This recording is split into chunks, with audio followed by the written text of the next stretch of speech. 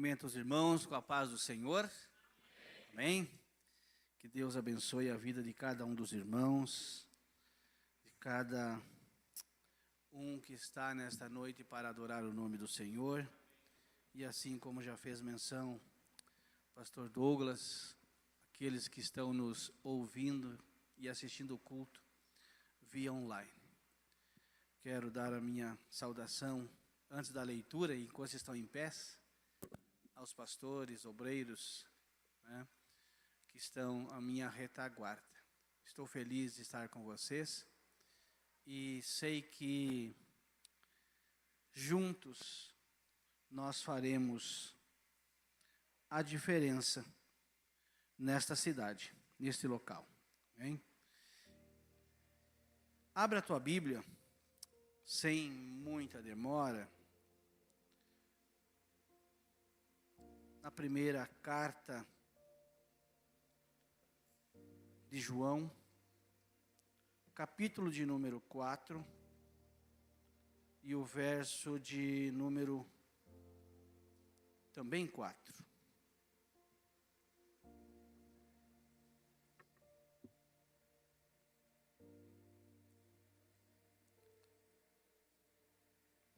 Capítulo de número 4, e o verso também de número 4.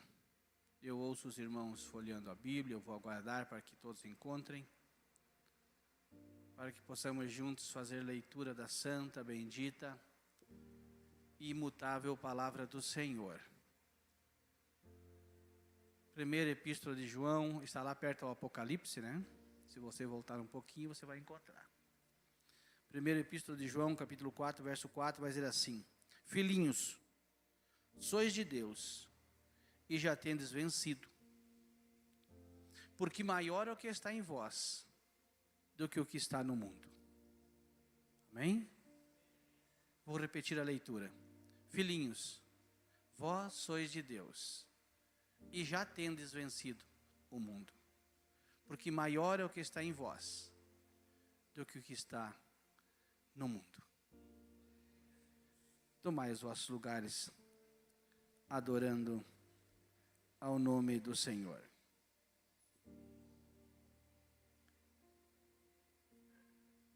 Hoje pela manhã, enquanto nós andávamos aqui pela cidade, aí o pastor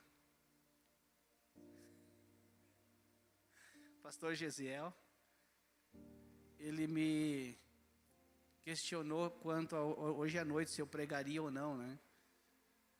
E eu disse para ele que sim. Eu disse para ele que sim, mas de fato eu não irei pregar, de fato eu irei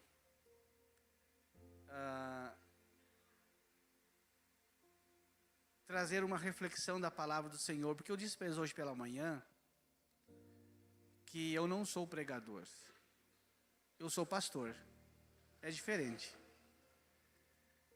Eu sei apacentar, eu sei amar, eu sei estar junto, eu sei abraçar, eu sei chorar, é isso que eu sei. Mas também eu conheço a palavra, fica tranquilo, que o Senhor sempre me usa para falar nos corações. E eu estou muito feliz. Antes de iniciar a minha ministração, eu estou muito feliz por estar aqui com vocês. Eu estou muito feliz em poder ser, a partir de hoje, o vosso pastor. Eu disse para os irmãos da diretoria hoje pela manhã que a Vera e eu atendemos igreja desde os 21 anos de idade. Eu sou filho de crente. Meu avô era crente, pastor da Assembleia de Deus, ovelha do pastor Júlio Michel, pai do pastor Joel Michel, que estava aqui ontem. meu pai, que daqui uns dias vocês vão ver, ele vai estar por aqui. Ele já está chegando nos 90 anos e pensa um velhinho que prega. Aqui no púlpito ele não prega muito, mas ele não deixa passar um na frente dele sem pregar. Outro dia ele foi para o hospital, ficou uma semana hospitalizado, o médico quase teve que amarrar ele na cama, porque ele disse que ia pregar e orar pelos outros. E ainda. Então um velhinho que Deus usa também. Então eu venho de uma linhagem de crente, mas a Vera veio do catolicismo. E a gente casou e viemos para a igreja. Eu costumo dizer que eu ganhei a alma dela para Jesus e o corpão para mim, né? Então tá tudo certo. Tem que ter lucro nas coisas, né?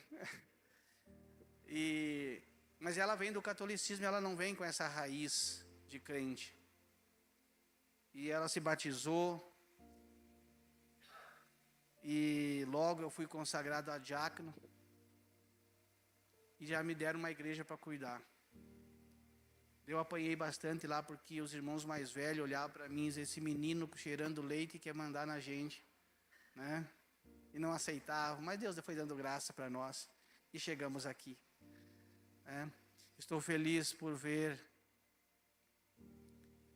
Quem que eu estou vendo, amor?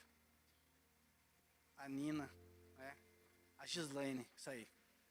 Eu que esqueço os nomes. Estou feliz de ver a Gislaine. A Gislaine, eu conheci ela bem pequenininha. Fiquei feliz em vê-la. Engraçado que ela mandou mensagem para nós, ainda assim, eu esperava muita gente, menos vocês. Não sei por que ela falou isso, mas ela falou. Também o seu amado esposo que a gente conheceu. Que Deus abençoe. Mas antes de iniciar também, quero dar as boas-vindas ao evangelista Alan e a Aline, fiquem em pé. A Aline é minha filha, o Alan é o meu genro, é o mídia da convenção, Que Deus abençoe, bem-vindo, foi uma surpresa, uma grata surpresa em recebê-los aqui. Amém? Muito bem, queridos, fiz leitura de um texto que João escreve para a igreja. É bem verdade que João escreve para a igreja da Ásia com o intuito de encorajá-los em momentos difíceis.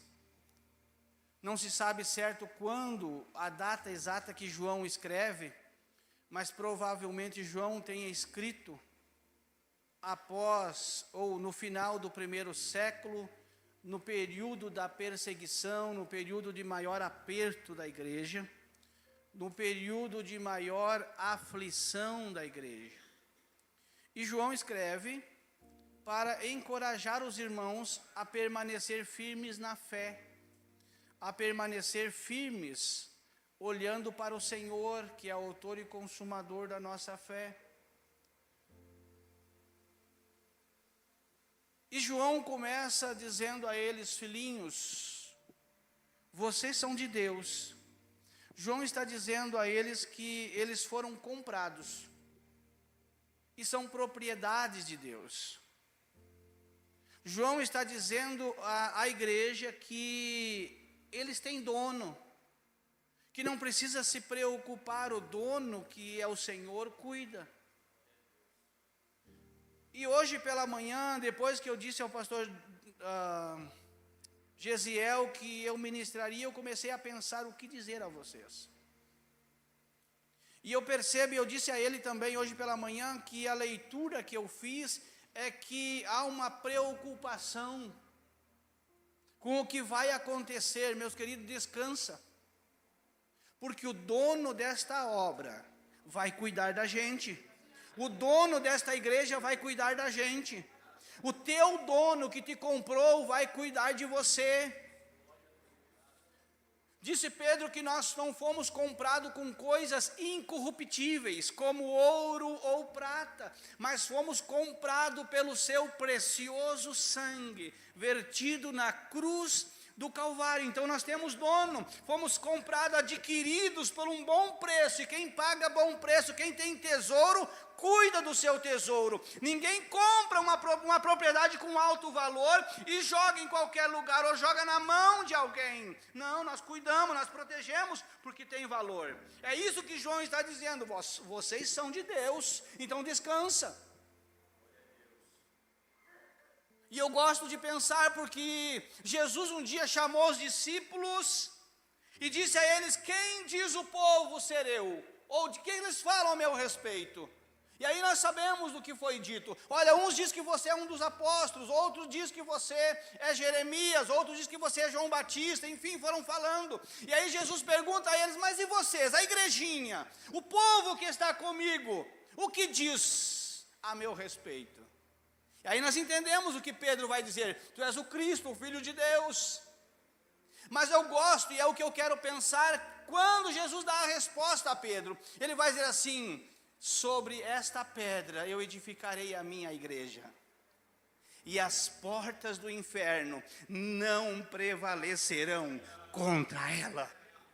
Então descansa o teu coração, porque nós somos do Senhor, estamos estabelecidos nele, e as portas do inferno não prevalecerão. Nós venceremos, nós caminharemos e andaremos firmes, olhando para ele, que é o autor e o consumador da nossa fé. Segunda coisa, ele vai dizer assim: você já venceu. E eu gosto da expressão de João, na visão de João, na ótica de João, quando ele olha para a igreja, ele não vê uma possibilidade de vencer, ele não vê uma possibilidade de não vencer também. Mas quando ele olha, e olha para quem é o dono, ele vai dizer: vocês já venceram. Ele está dizendo assim: as batalhas que eu e você nem começamos a lutar ainda, já está garantida a vitória. A vitória é nossa em nome de Jesus. E eu gosto de pensar ainda que Paulo vai dizer que em Cristo nós somos mais do que vencedores. E eu gosto de pensar nessa frase de Paulo, quando ele olha para a igreja e diz assim: em Cristo nós somos mais do que vencedores. Na verdade, existe muita gente que ganha, existe muita gente que vence, existe muita gente que conquista, mas mais do que conquistador, mais do que vencedor, é só a igreja do Senhor, é só a noiva do Cordeiro. Eu disse outro dia que existe campeão, existe a bicampeão, tricampeão, existe muita gente, mas mais do que isso, é só eu e você, porque somos dele, nós já vencemos. Em nome de Jesus. Olha que coisa interessante, a terceira coisa que Paulo vai dizer, que João vai dizer, é: o que está em vós é maior. Ele explica: vocês são de Deus, e porque vocês são de Deus, vocês já venceram.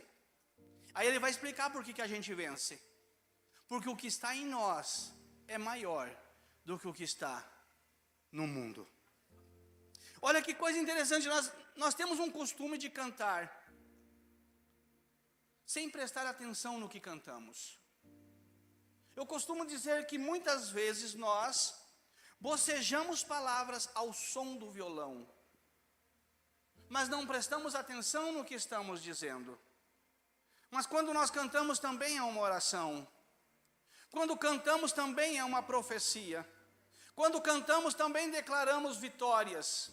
E nós acabamos de cantar agora há pouco que Ele é grande. Quão grande é o meu Deus. Você não disse isso? Cantarei, eu não sei cantar. Quão grande é o meu Deus. Só essa parte eu sei. Mas o certo é que nós falamos que Deus é grande. E anunciamos um Deus grande. E quando o nosso irmão está passando por uma dificuldade, eu chego para ele e digo assim: fica tranquilo, Deus é grande e Deus vai cuidar de ti. Agora, quando o problema é eu, o Deus que eu disse para o pastor Douglas que era grande, passa a não ser mais grande. Parece que o problema, ele se torna maior que o Deus que nós servimos. E se eu fosse dar um tema para essa mensagem, eu não vou fazer isso. Mas se eu fosse dar um tema, eu perguntaria, eu diria assim: que tamanho tem o teu Deus? Servimos a um Deus e não o conhecemos. Servimos a um Deus que não temos dimensão de quão grande Ele é.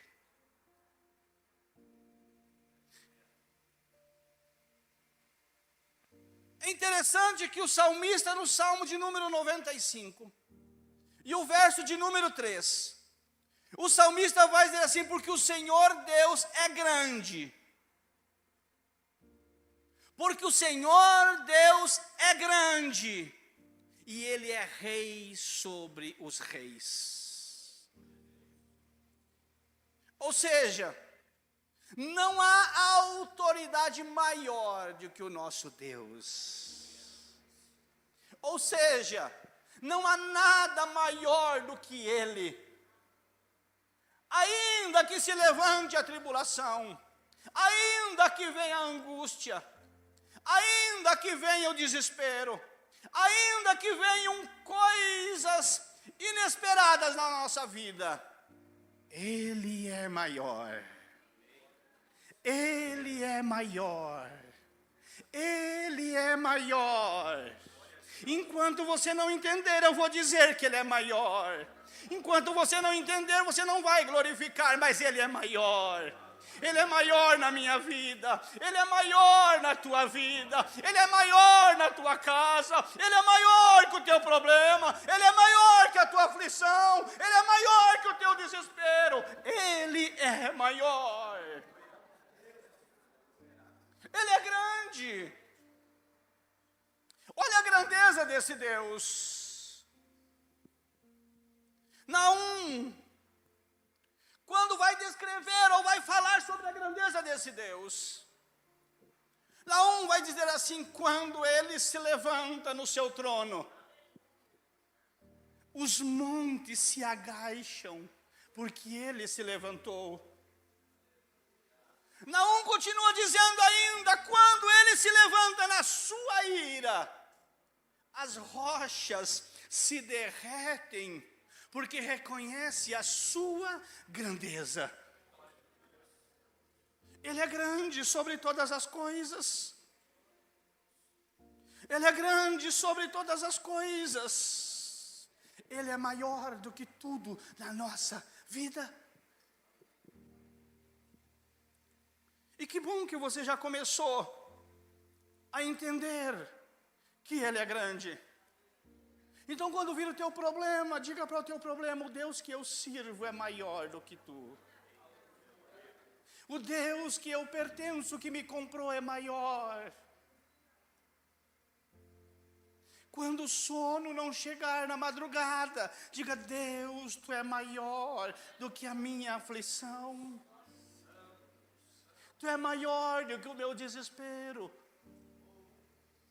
É por isso que o salmista vai olhar para o cenário e ele vai dizer assim: em paz eu me deito, e em paz eu descanso, eu durmo, porque só Tu, Senhor, me faz repousar em segurança. Porque Ele é maior. Jeremias, no capítulo de número 33, e o verso 3. Ele fala dessa grandeza, ou Deus se manifesta através de Jeremias, dizendo assim: clama a mim, e responder-te-ei, anunciar-te-ei coisas grandes e firmes, que vocês não conhecem, que vocês não estão esperando. Só pode nos dar coisas maiores do que nós pedimos. Só pode nos alcançar coisas maiores do que nós esperamos, do que nós almejamos. Um Deus que é maior do que aquilo que nós pedimos, um Deus que é maior do que aquilo que nós temos ou estamos passando. Só Ele pode dar, só porque Ele é grande, Ele pode dar coisas maiores. Olha que coisa interessante. Quando Israel passa o deserto e chega no Mar Vermelho, e passam a pés enxutos para o outro lado, o povo do outro lado, junto com Miriam, cantam ao Senhor, dizendo: na grandeza e na excelência do Senhor, derrubaste os nossos adversários.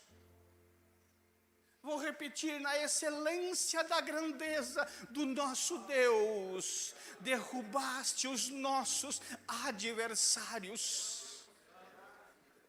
Ele é grande, Ele é maior do que todas as coisas. Eu não sei por que a preocupação. Se Ele é grande. Na verdade, quando nós não conhecemos, nós nos preocupamos. Mas deixa eu te dizer que Deus, Ele é maior do que todas as coisas, inclusive do universo. A Bíblia vai dizer para nós, vai nos orientar dizendo que a sua grandeza enche os céus e enche a terra. Vou repetir porque você não entendeu. A sua grandeza enche os céus e enche a terra. Ei! Imagina você enrolada num cobertor num dia frio. Pode ser frio, mas o frio não te encontra porque você está enrolado. É isso que a Bíblia está dizendo para nós. Ele é maior, a sua grandeza enche os céus e a terra. Está dizendo assim, a sua grandeza nos envolve. E ainda que o inimigo, ainda que o nosso adversário tente nos encontrar, nós estamos escondidos em Deus e em Cristo. Ele é maior do que o universo. Olha que coisa interessante, já parou para pensar que nós estamos soltos no nada, estamos suspensos no nada, o globo terrestre está suspenso no nada. E por que nós não caímos? Por que não sai de órbita? Por que que a rotação da Terra, ela acontece de forma certa? As estações acontecem de forma certa, porque há uma palavra de um Deus que é maior. Há uma palavra de ordem dizendo que é para a terra ficar onde ela está, seguir a sua órbita, a sua rotação. Há uma palavra, e sobre a palavra de Deus não se muda. Você já parou para olhar o mar?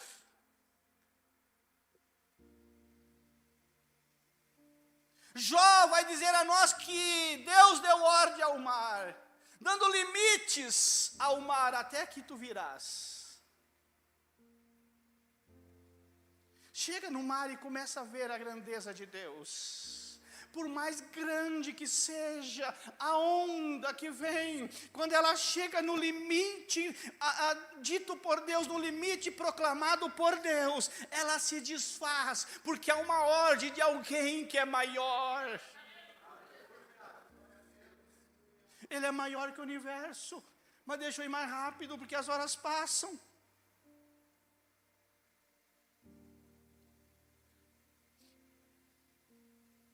Deus é maior.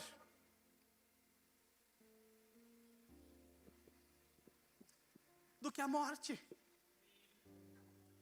Eu preciso dizer isso. Deus é maior do que a morte.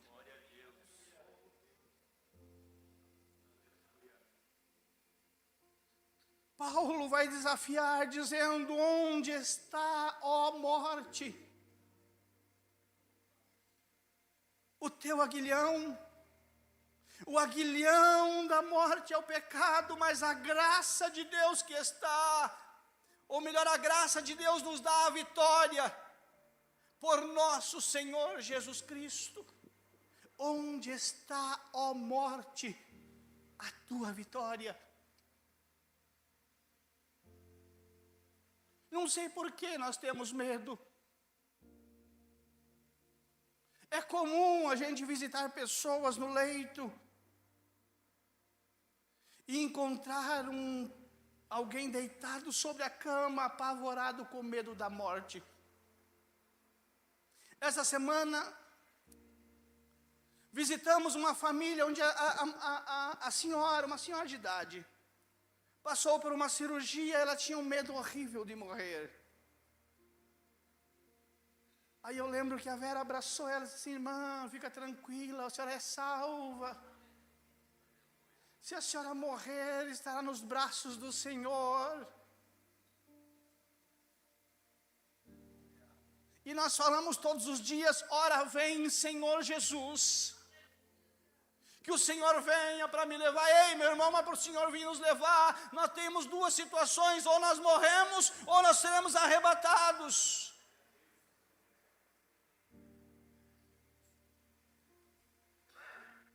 Mas quando nós entendemos que Ele é maior do que a morte, nós confiamos até mesmo nesse momento. Eu tive uma das experiências mais lindas. Eu fui ao hospital orar por um senhor. E quando eu cheguei do lado da cama, ele disse assim: pastor, vai para lá, afasta. Eu me afastei. Ele disse assim: é que Jesus está aqui, bem nesse lugar.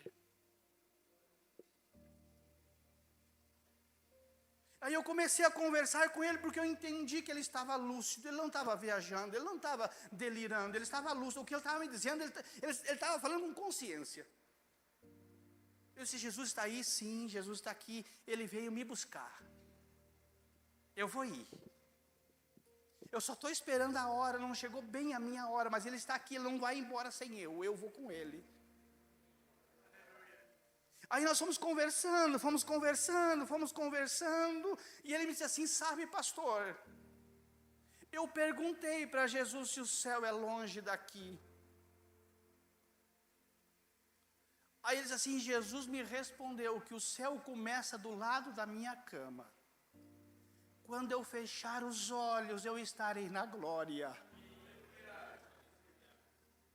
Ele é maior do que a morte. Ele é maior do que a morte. Não te assombres.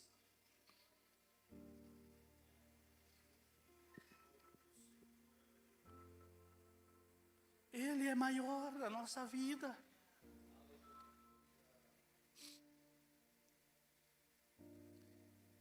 Ele é maior também, eu não posso deixar de dizer isso. Ele é maior do que os nossos pecados.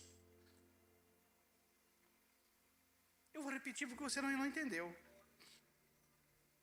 Ele é maior do que os nossos pecados, do que os meus pecados. Diz Isaías: ainda que os meus pecados sejam como a escarlate, todavia tornarão-se brancos como a lã.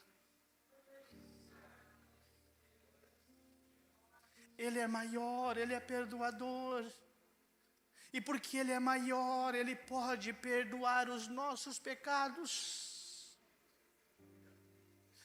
Eu estou dizendo isso porque tem pessoas que passam anos vindo à igreja, passam anos tomando a Santa Ceia,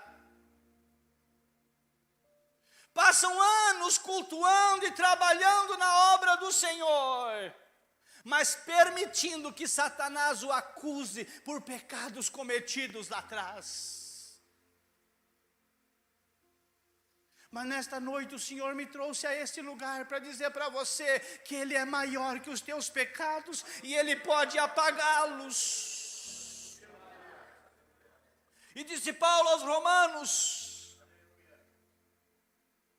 quem tentará acusação contra um escolhido se Deus o tornou justo?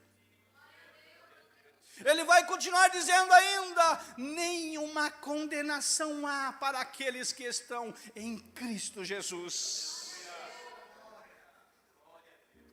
Para de sofrer, para de ser acusado por coisas que o Senhor já te perdoou. por coisas que o Senhor já lançou no mar do esquecimento, e dele não se lembra mais. Aceita o perdão, aceita a reconciliação, porque ele é maior do que os nossos pecados. Concluo dizendo que Isaías, no capítulo de número 53, vai dizer para mim e para você que ele também é maior do que as nossas enfermidades. Ele é maior do que as nossas doenças. É por isso que o querido veio dizer aqui que aqui é uma igreja que há milagres, sim, porque aqui é a igreja do Senhor e ele é maior do que as nossas enfermidades. Ele é maior do que as nossas dores, ele é maior do que a morte, ele é maior do que tudo. Isaías vai dizer assim: quem deu crédito à nossa pregação? E a quem se manifestou o braço do Senhor? Porque foi subindo como renovo perante ele. Perante uma terra seca, a quem não víamos formosura nenhuma para que o desejássemos. Era desprezado e mais indigno, homem experimentado no trabalho, como um de quem escondia o rosto, era desprezado, e não fizemos caso dele, não fizemos caso algum dele. Mas Isaías vai dizer assim: mas ele foi oprimido pelas minhas transgressões, ele é maior que os nossos pecados. Ele foi moído pelas nossas transgressões.